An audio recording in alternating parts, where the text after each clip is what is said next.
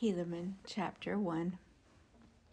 And now, behold, it came to pass in the commencement of the 40th year of the reign of the judges over the people of Nephi, there began to be a serious difficulty among the people of the Nephites. For behold, Pehoran had died and gone the way of all the earth. Therefore there began to be a serious contention concerning who should have the judgment seat among the brethren, who were the sons of Pehoran. Now these are their names, who did contend for the judgment seat, who did also cause the people to contend: Pehoran, Peonkai, and Pechumeni. Now these are not all the sons of Pehoran, for he had many, but these are they who did contend for the judgment seat. Therefore they did cause 3 divisions among the people. Nevertheless, it came to pass that Pehoran was appointed by the voice of the people to be chief judge and a governor over the people of Nephi. And it came to pass that Pechumeni, when he saw that he could not obtain the judgment seat, he did unite with the voice of the people. But behold, Peonkai, and that part of the people that were desirous that he should be their governor, was exceedingly wroth. Therefore he was about to flatter away those people to rise up in rebellion against their brethren. And it came to pass, as he was about to do this, behold, he was taken, and was tried according to the voice of the people, and condemned unto death. For he had raised up in rebellion and sought to destroy the liberty of the people. Now when those people who were desirous that he should be their governor saw that he was condemned unto death, therefore they were angry, and behold, they sent forth one Kishkumen, even to the judgment seat of Pehoran, and murdered Pehoran as he sat upon the judgment seat. And he was pursued by the servants of Pehoran. But behold, so speedy was the flight of Kishkumen that no man could overtake him. And he went unto those that sent him, and they all entered into a covenant, yea, swearing by their everlasting Maker that they would tell no man that Kishkumen had murdered Pehoran. Therefore Kishkumen was not known among the people of Nephi, for he was in disguise at the time that he murdered Pehoran. And Kishkumen and his band, who had covenanted with him, did mingle themselves among the people in a manner that they could not be found. But as many as were found were condemned unto death. And now, behold, Pechumeni was appointed, according to the voice of the people, to be a chief judge and a governor over the people, to reign in the stead of his brother Pehoran. And it was according to his right. And all this was done in the 40th year of the reign of the judges, and it had an end. And it came to pass in the 41st year of the reign of the judges that the Lamanites had gathered together an innumerable army of men, and armed them with swords, and with scimitars, and with bows, and with arrows, and with headplates, and with breastplates, and with all manner of shields of every kind. And they came down again, that they might pitch battle against the Nephites. And they were led by a man whose name was Coriantumr, and he was a descendant of Zarahemla, and he was a dissenter from among the Nephites, and he was a large and a mighty man. Therefore the king of the Lamanites, whose name was Tubaloth, who was the son of Amaron, supposing that Coriantumr, being a mighty man, could stand against the Nephites with his strength and also with his great wisdom, insomuch that by sending him forth he should gain power over the Nephites.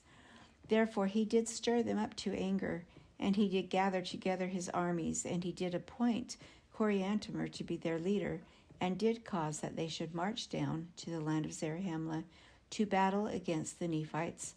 And it came to pass that because of so much contention and so much difficulty in the government, that they had not kept sufficient guards in the land of Zarahemla, for they had supposed that the Lamanites durst not come into the heart of their lands to attack that great city Zarahemla.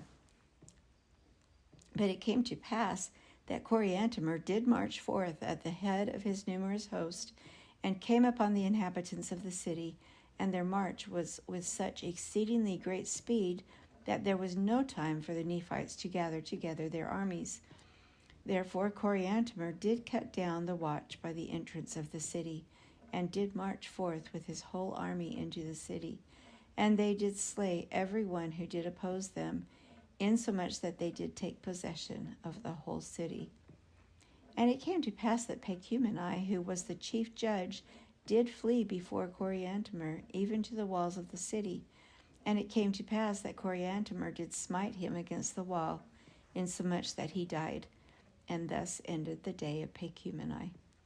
And now, when Coriantumr saw that he was in possession of the city of Zarahemla, and saw that the Nephites had fled before them, and were slain, and were taken, and were cast into prison, that he had obtained the possession of the strongest hold in all the land, his heart took courage, insomuch that he was about to go forth against all the land.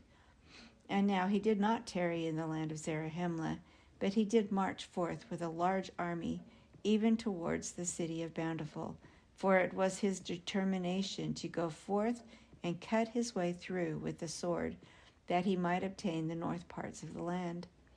And supposing that their greatest strength was in the center of the land, therefore he did march forth, giving them no time to assemble themselves together, save it were in small bodies.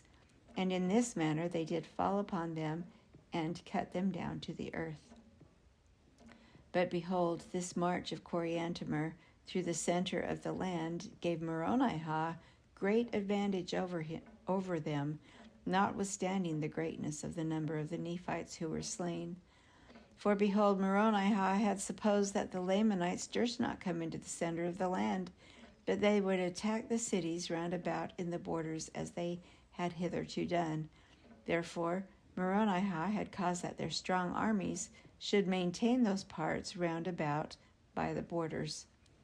But behold, the Lamanites were not frightened according to his desire, but they had come into the center of the land, and had taken the capital city, which was the city of Zarahemla, and were marching through the most capital parts of the land, slaying the people with a great slaughter, both men, women, and children, taking possession of many cities and of many strongholds.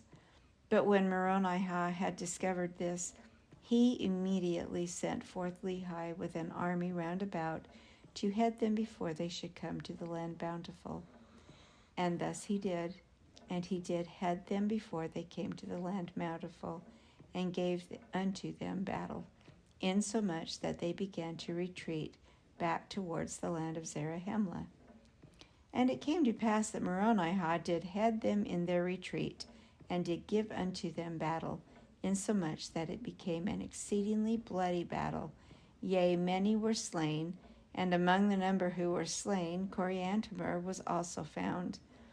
And now, behold, the Lamanites could not retreat either way, neither on the north, nor on the south, nor on the east, nor on the west, for they were surrounded on every hand by the Nephites.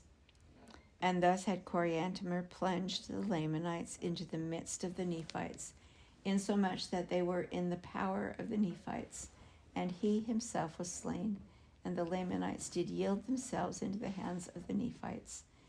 And it came to pass that Moronihah took possession of the city of Zarahemla again, and caused that the Lamanites, who had been taken prisoners, should depart out of the land in peace. And thus ended the 41st year of the reign of the judges.